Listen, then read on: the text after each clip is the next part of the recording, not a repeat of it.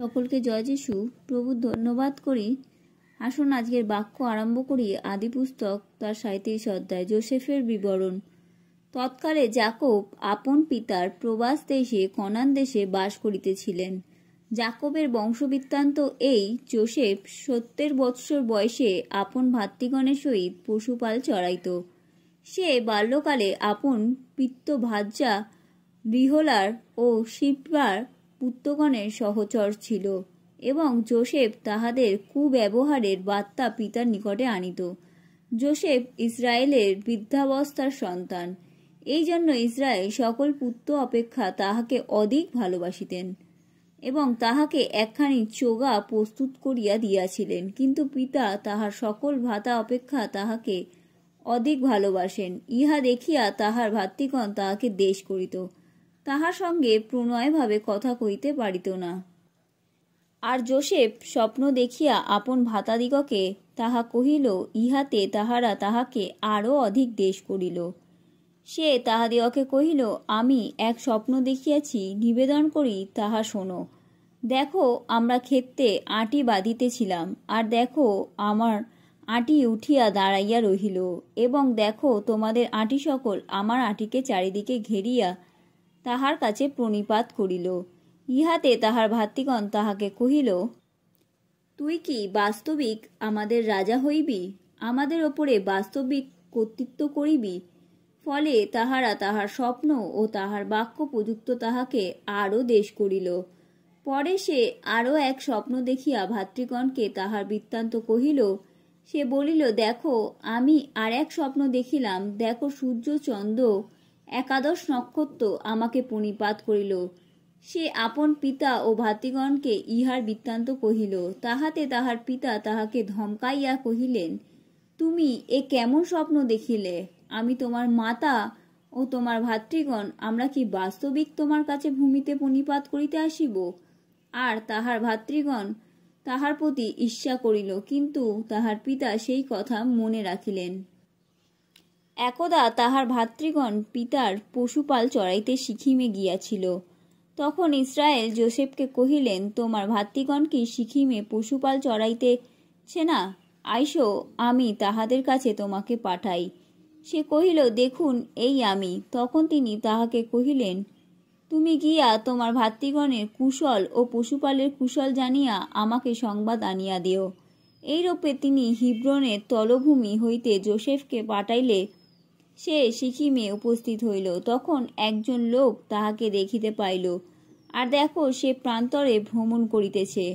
সেই লোকটি তাহাকে জিজ্ঞাসা করিল, কিসের অন্বেষণ করিতেছ? সে কহিল, আমার ভাতৃগণের অন্বেষণ করিতেছি। অনুগ্রহ করিয়া আমাকে বলো, তাহারা কোথায় পাল চড়াইতেছেন?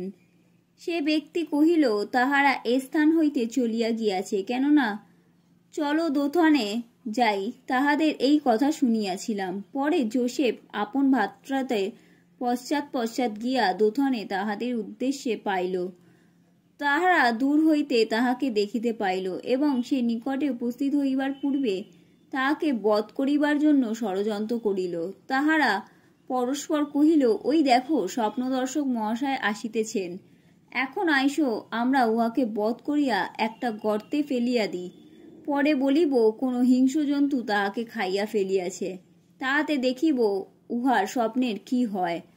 রুবেন ইহা শুনিয়া তাহাদের হস্ত হইতে তাহাকে উদ্ধার করিল, কহিল, না, আমরা উহাকে প্রাণে মারিব না। আর রুবেন তাহাদিগকে কহিল, তোমরা রক্তপাত করিও না, উহাকে প্রান্তরের এই গর্ত মধ্যে ফেলিয়া দিও, কিন্তু উহার উপরে হস্ত তুলিও না। এইরূপে রুবেন তাহাদের হস্ত হইতে তাহাকে উদ্ধার করিয়া পিতার নিকটে ফিরিয়া পাঠাইবার চেষ্টা করিল। পরে যোসেফ আপন ভাতৃগণের নিকটে আসিলে তাহারা তাহার গাত্র হইতে সেই বস্ত্র, সেই চোগাখানি খুলিয়া লইল, আর তাহাকে ধরিয়া গর্ত মধ্যে ফেলিয়া দিল। সেই গর্ত শূন্য ছিল, তাহাতে জল ছিল না। পরে তাহারা আহার করিতে বসিল এবং চক্ষু তুলিয়া চাহিল, আর দেখো, গিলিয়দ হইতে একদল ইসরায়েলীয় ব্যবসায়ী লোক আসিতেছেন। তাহারা উষ্টবাহনে সুগন্ধি দ্রব্য, গুগ্গুলু ও গন্ধ রস লইয়া মিশর দেশে যাইতেছিল। তখন জিহুদা আপন ভাতৃগণকে কহিল, আমাদের ভ্রাতাকে বধ করিয়া তাহার রক্ত গোপন করিলে আমাদের কি লাভ?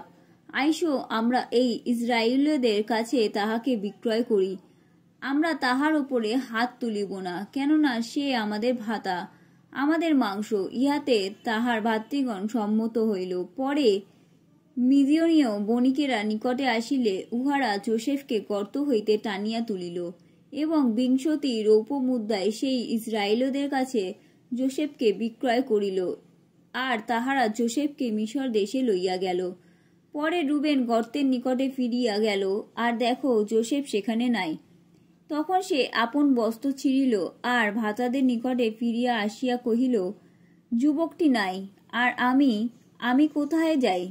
পরে তাহারা যোসেফের বস্ত্র লইয়া একটা ছাক মারিয়া তাহার রক্তে তাহা ডুবাইল, আর লোক পাঠাইয়া সেই চোগাখানি পিতার নিকটে উপস্থিত করিয়া কহিল, আমরা এইমাত্র পাইলাম, নিরীক্ষণ করিয়া দেখো, ইহা তোমার পুত্রের বস্ত্র কিনা। তিনি চিনিতে পারিয়া কহিলেন, এ তো আমারই পুত্রের বস্ত্র, কোনো হিংস্র জন্তু তাহাকে খাইয়া ফেলিয়াছে।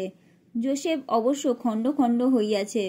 তখন যাকব আপন বস্ত্র ছিঁড়িয়া কটিতে শেষ চট পরিধান করিয়া পুত্রের জন্য অনেক দিন পর্যন্ত শোক করিলেন, আর তাহার সমস্ত পুত্র কন্যা উঠিয়া তাহাকে সান্ত্বনা করিতে যত্ন করিলে তিনি প্রবোধ না মানিয়া কহিলেন, আমি শোক করিতে করিতে পুত্রের নিকটে পাতালে নামিব। এই রূপে তাহার পিতা তাহার জন্য রোদন করিলেন। আর ওই মিদনীয়রা যোসেফকে মিশরে লইয়া গিয়া ফরৌনের কর্মচারী রক্ষক সেনাপতি পটিফরের নিকটে বিক্রয় করিল।